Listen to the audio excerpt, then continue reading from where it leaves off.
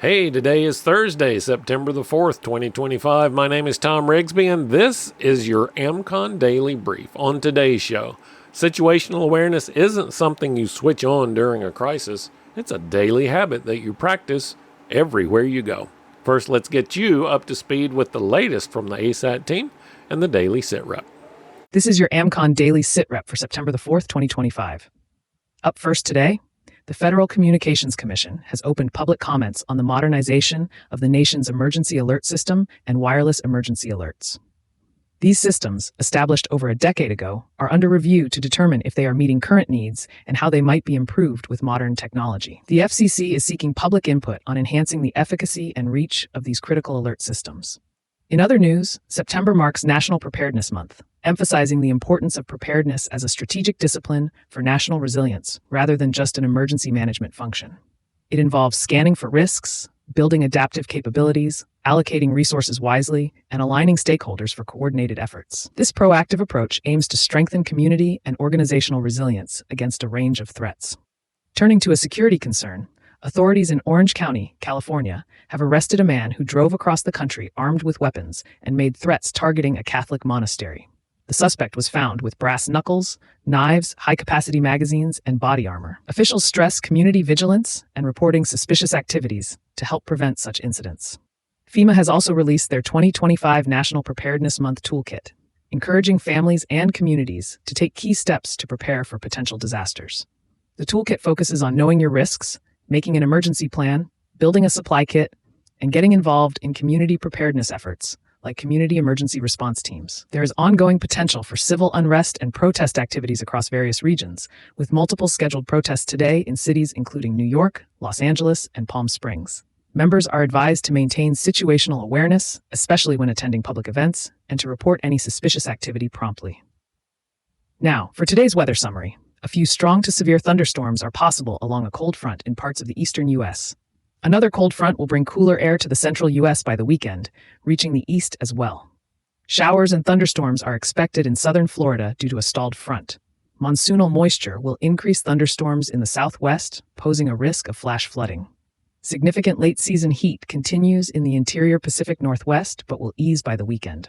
Members should monitor local conditions and be prepared for rapidly changing weather. Looking ahead on the AmCon calendar, several events are scheduled in the next 2 weeks, including the North Regional Campout, Training, and Adventure Challenge in Central City, Iowa, from September 12th to 14th, and the Broward County, Florida Chapter Monthly Meetup on September 13th.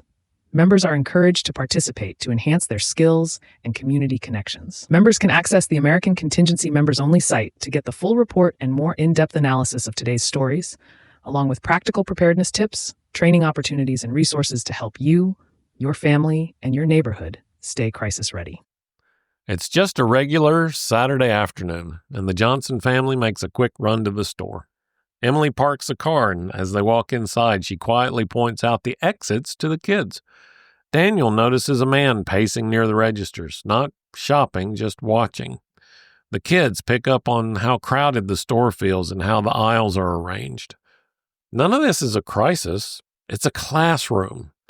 Every trip out of the house is a chance to practice awareness before it's ever tested in an emergency.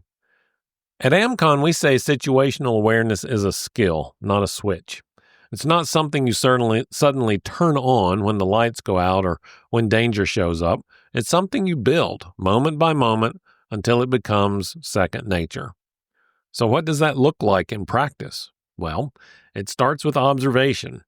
When you walk into a store, pause for just a second. Where are the exits?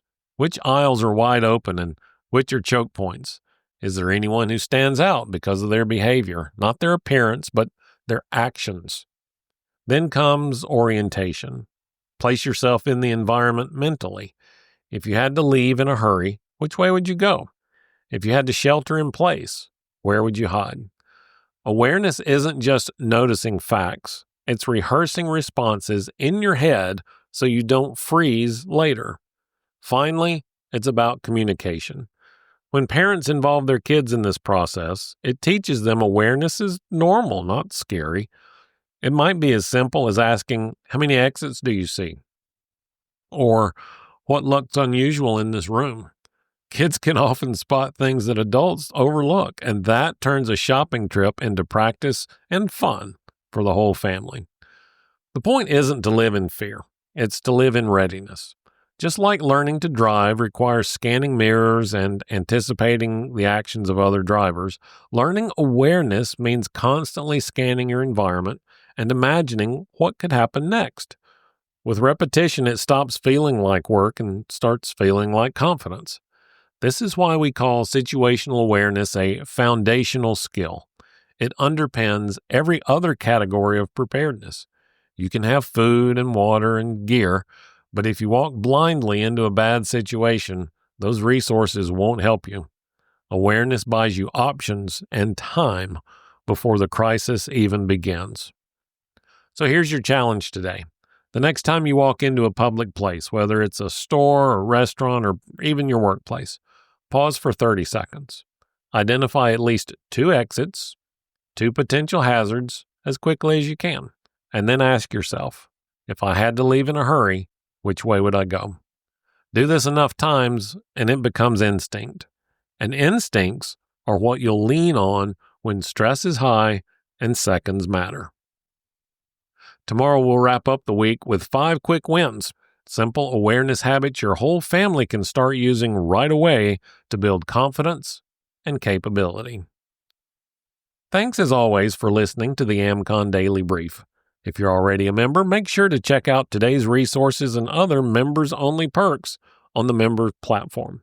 If you're not a member yet, head over to AmericanContingency.com to join the network and start building real resilience today.